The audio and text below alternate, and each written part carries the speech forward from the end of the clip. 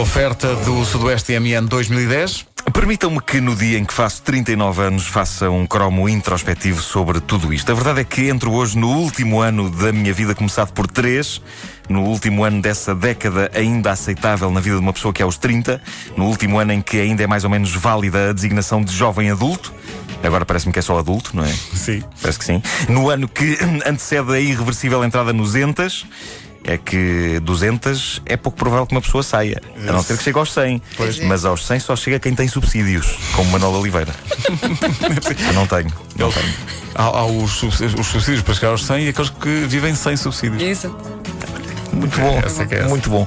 Ou seja, mais do que nunca, eu estou naquela altura em que, ao contrário do que acontecia na época retratada nesta rubrica, eu não faço questão por aí além que o dia dos meus anos chegue. Quer dizer, se eu pensar bem nisso, de certa forma não me importava que os 40 chegassem já. Para já porque acho que vou fazer uma festa bonita.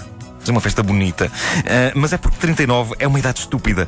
É como passar 365 dias debruçado à beira de um precipício a nunca mais cair.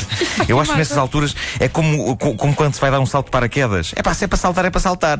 No fundo, a ideia que eu tenho é que estou ali à beirinha, não é? E está alguém a dizer salta, salta, salta. E eu já vou.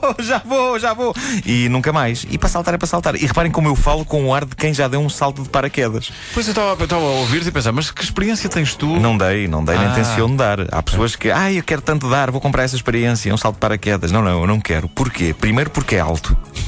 Depois porque não é a minha profissão. Eu também não peço a um paraquedista que me vá escrever um texto de humor, pois não. Então cada macaco no seu galho. No caso dos paraquedistas, o macaco atira-se do galho. Eu fico no meu a escrever. É isso. E não dá jeito de escrever no galho também. Pois não. É tramado. Esta é uma boa altura na caderneta de cromos para fazer uma espécie de uma resenha dos tempos em que fazer anos era uma coisa boa. Todos nós passamos por esse entusiasmo das prendas e da infância e juventude. Fazer anos a 21 de julho, antes de mais, sempre foi para mim uma coisa agridoce. Porque sim, senhor, que é uma delícia fazer anos em pleno verão e poder gozar das prendas sem a pressão de ter de estudar ou de acordar cedo no dia seguinte para ir para a escola. Essa parte era muito boa, sempre foi. É uma coisa que eu agradeço para sempre aos meus pais terem-me confeccionado na altura em que o fizeram. Mas o meu drama é que a 21 de julho quase todos os meus colegas estavam fora de férias. Pois é. Raras vezes consegui fazer uma festa decente nos meus tempos de escola porque estava tudo no Algarve ou coisa parecida. E isso era uma frustração. Melhores prendas de aniversário que tive, ou pelo menos aquelas que nunca mais esqueci. Bom, uma delas foi no meu 7º aniversário, em 1978. Recebi um sapo-cocas que nunca mais larguei. Quer dizer, já o larguei há uns anos, porque estava encardido, ia perder enchimento e começava a ser ridículo um homem adulto andar com aquilo e manter conversas com aquilo. Então, mas é aquilo que está ali na tua mala a espreitar verde, o que é? Não é nada, é uma meia. É uma meia. Sim. É uma meia. Pois. Bom, É que parecia.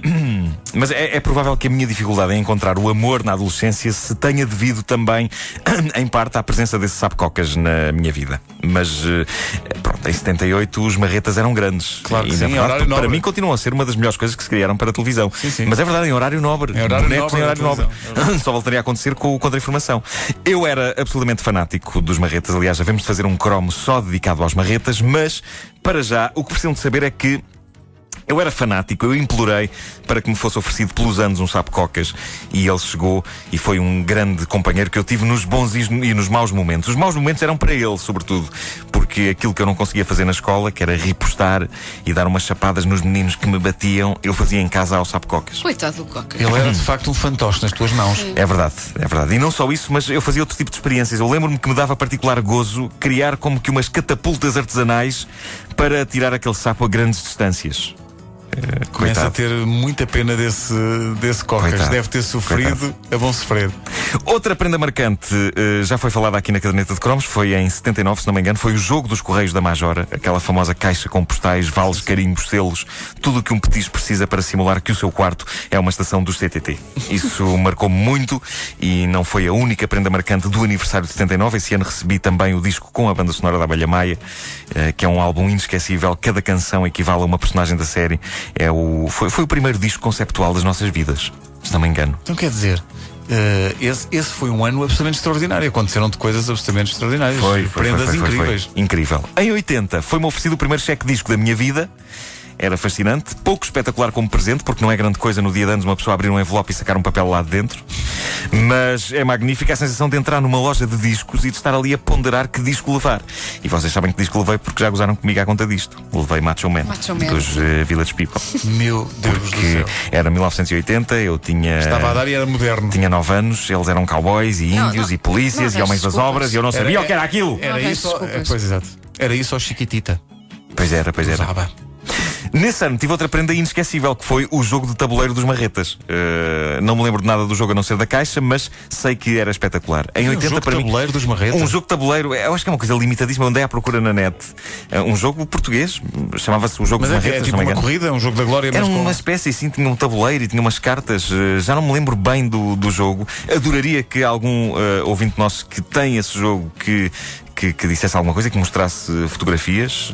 Eu andei à procura na net e não encontrei, mas eu tive esse jogo. Aliás, eu lembro-me de ter descoberto a prenda dias antes do meu aniversário, porque abri um armário sem querer e estava lá. Isso é muito E calei-me bem calado. Calaste? Calei-me bem calado, sim. E aguentei ali, mas cheio de Depois fizeste vontade. aquela reação. Mas Que bom! Não fazia ideia, não fazia ideia. Agora a minha mãe agora está a ouvir isto e está a pensar: eu jogava que era surpresa. Bom, mas em 1980, para mim, tudo o que tivesse os Marretas era espetacular. Mesmo que fosse uma broca de dentista. Se tivesse um Cocas desenhado, meu Deus, traçar-lhe-me os dentes, senhor doutor. E sem anestesia, não é preciso. No início dos anos 80, penso que em 82, se não estou em erro, tive aquele que ainda hoje, e pelo impacto que teve, é um dos melhores aniversários da minha vida.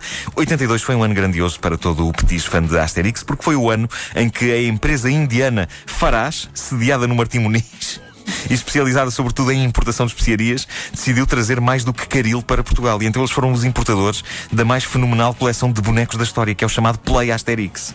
Vocês digam-me que se lembram do Play Asterix, que, como o nome indica, era uma espécie de Playmobil, mas todo centrado no Asterix. Se fizerem uma busca na net, encontram fotografias dessa coleção magistral que imortalizava em plástico articulado basicamente todo o universo do Asterix. E tu tens isso, As personagens gaulesas, as personagens romanas, as casas, as tendas de campanha, as mesas do banquete, as carroças, as quadrigas, tudo. E no ano de 82 eu comuniquei a toda a família que eu não queria mais nada nos meus anos que não fosse material do Play Asterix. E foi monumental porque eles deram-me ouvidos. Eu ia fazer 11 anos, lembro-me que na noite de 20 para 21 de julho dormi pouquíssimo. O pouco que dormi foi a ter sonhos delirantes passados na Gália. Mas quando o sol nasceu, e literalmente quando o sol nasceu, ou seja, cedo demais para toda a gente, eu recebi uma panóplia de coisas do Play Asterix. E foi assim ao longo do dia a cada nova pessoa que chegava lá a casa. Toda a gente se articulou muito bem, não houve prendas repetidas e pronto. E uma das grandes preocupações que eu tive quando consegui ter todas estas coisas do Play Asterix foi concretizar algo que provocava grande mágoa à personagem de Obelix no álbum Asterix Legionário. Não sei se vocês se lembram disto, mas é nesse álbum que o Obelix se apaixona de forma não correspondida pela bela loura gaulesa Falbala. Falbala, sim. Mas nada acontece, porque a Falbala gosta de outro, Gosta de um de outro. legionário. É E o Bucha fica sozinho e fica destroçado. Pois bem, acontece que mais ou menos nessa altura estava nos cinemas o filme O Carteiro Toca Sempre Duas Vezes. Sim. Com o Jack Nicholson e a Jessica Lange. Sim. Lembram-se disso? Lembro-me. E uma das coisas mais faladas do filme, que eu na altura não tinha ainda idade para ver, era uma cena em que o par fazia louco amor em cima de uma mesa da cozinha, no meio de massa e farinha. Eu não tinha visto o filme, mas já tinha ouvido falar disso. E por isso, uma das primeiras coisas que eu fiz, confesso, assim que vi a mesa do banquete do Asterix montada com javalis de plástico e tudo em cima, e tinha os copinhos e tudo, eu fiz uma cena tórrida entre o boneco do Obelix e a boneca da Falbala em cima da mesa. Com farinha e tudo. Com farinha não, mas pouco faltou. Por acaso, agora que me dizes isso, porque é que eu não Era fui buscar gira, farinha à tinha cozinha? sido Caramba. Diz-me que tiveste o cuidado de pôr a farinha por cima. Eu fiz... Porque a toalha. A rapariga por cima. A rapariga por cima. A toalha. Pois, epá, não foi uma rebaldaria. Foi uma rebaldaria porque eu fiz aquilo que uma criança de 12 anos acredita que é uma cena tórrida em cima da mesa, não é? Não é bem?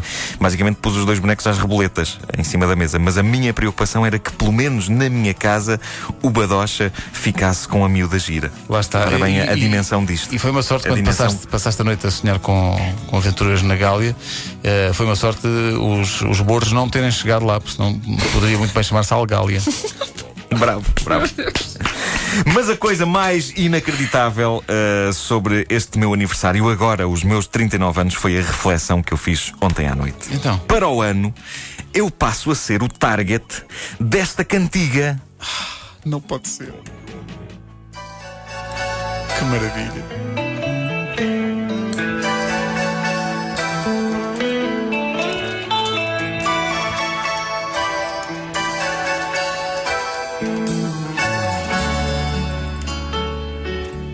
Quando penso que passei A ternura dos 40 de Paco Bandeira.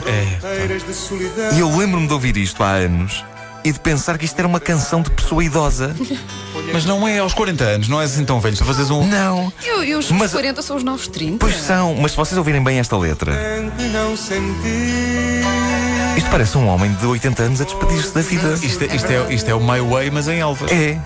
Os amigos que perdi e as loucuras que vivi são tantas que já não sei. Eu não vivi assim tantas loucuras como isso. Paco Bandeira tem uma vida muito maluca. E eu ouvia isto na rádio. Aliás, havia um programa da rádio comercial que era Matiné. Lembras-te disso? Passava à tarde.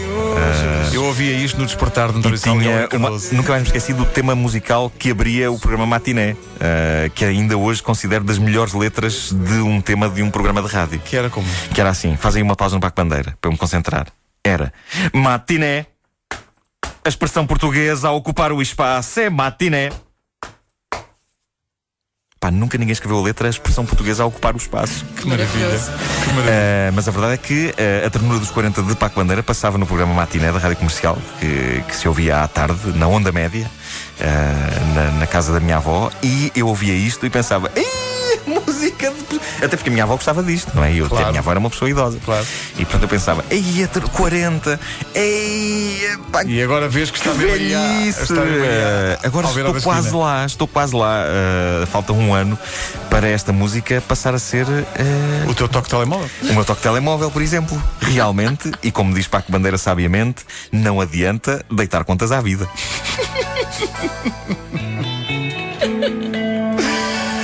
Esta música dá uma certa bandeira, de facto.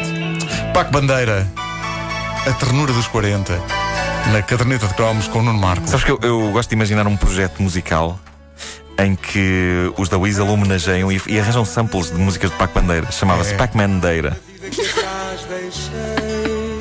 Não é uma boa ideia? Cromos, É ótima. ótimo, é ótimo. Pac-Man Deira.